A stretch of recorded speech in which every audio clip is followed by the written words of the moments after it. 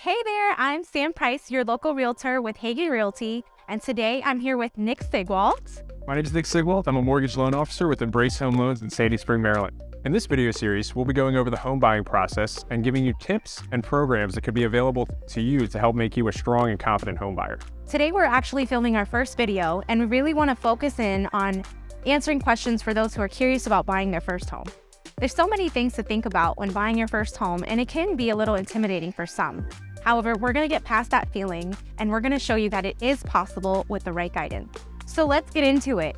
Nick, speaking from a lender's perspective, what's the first thing that you should do when you're considering buying a home? Yeah, it's a great question. So the first thing that anyone should do when they're going to dive into making their first home purchase or their second, whatever it may be, is to go through the pre-approval process and to obtain a pre-approval letter. So in order to do that, you can reach out to your local trusted real estate agent that you're working with. They may have a lender at hand that they know of who they've worked with in the past that they recommend using. The other option would be to look for a lender in your area that knows the market well. They'd be able to help you to go through that process and explain things in a timely and fashionable manner.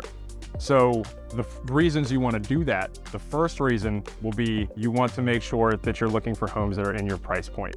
So there's no worse feeling in the world than going out and finding a house that you really love and you're ready to go ahead and submit an offer on it just to find out that that payment's too high and you no longer qualify for it. So definitely have your numbers checked ahead of time before you start getting into that. Second reason, you want to make sure you have that pre-approval letter when you go to submit an offer. A listing agent or a seller will not take your offer seriously if you don't have a pre-approval letter attached in that offer.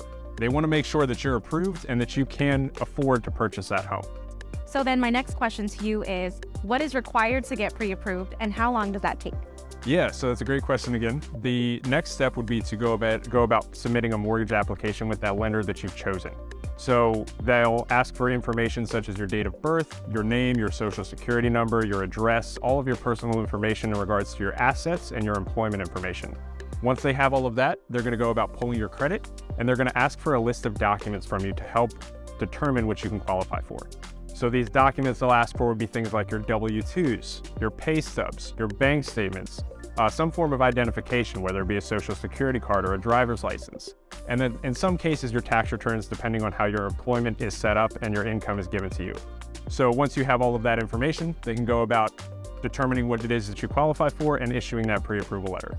This process usually takes anywhere from 24 to 48 hours, depending on the lender that you're working with. So then how do you determine what lender to pick? So yeah, that's a big question that a lot of people will ask when determining which lender it is that they want to choose. So the two big things that I recommend people look for will be transparency and communication. So for most people, buying a house is going to be one of the largest financial purchases they'll make. So you want to make sure that your lender is well equipped to handle any questions that you have or any dilemmas that arise. So communication is a big thing. You want to make sure that you can get a hold of your lender when something does come up and you do want to discuss something. You don't want to have a struggle of getting a hold of them to go through some of the problems or questions that you may have. And then transparency is the next big one. You want to make sure that the fees that they're charging you are they're upfront about and that they're being as open with you about the financial process as possible. So those are the two big things I recommend looking for.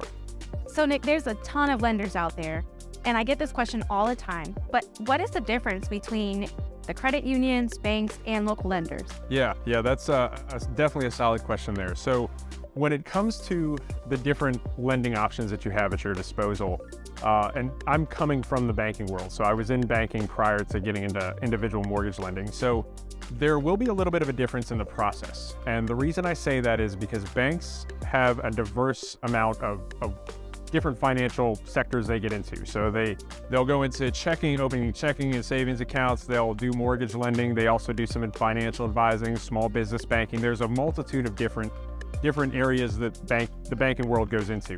So local mortgage lenders only specifically do mortgages. That's their bread and butter. That's all they do.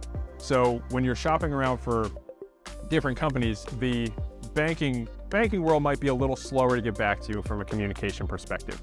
So because they have different avenues that's dividing their attention, they're going to be a little slower in most cases when responding to you, getting you the pre-approval letter, reviewing your documents, and going through the whole loan process, where a mortgage lender only does mortgages, so they're going to get back to you at a faster time frame. The other thing to look for if you are shopping with a bank and looking at comparing interest rates between your bank and your local lender and your credit union, the one thing to keep in mind is a lot of times the advertised rate that the bank is giving you is a bought down rate. So they'll say rates as low as blank. Make sure you're reading the fine print because there's something called discount points or fees that they charge to make that interest rate a little bit lower.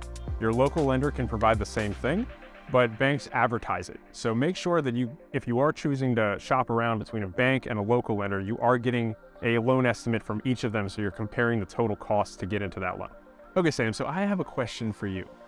How do you go about picking the right real estate agent for you? That is a great question. And similar to you, you want an agent that you can communicate really well with and one that can guide you through the home buying process with minimal stress. I mean, the reason most people hire a realtor is so they can use their professional knowledge and their guidance, about the market. And I truly believe that as a realtor, it's important to lay out all of your options for your clients, making sure that they understand the pros and cons so that they can make the decision of what's best for them. So you can ask friends or family for a referral. You can even read up on client testimonials, and you can even speak to a few different real estate professionals, just like you would do when you're looking for a lender.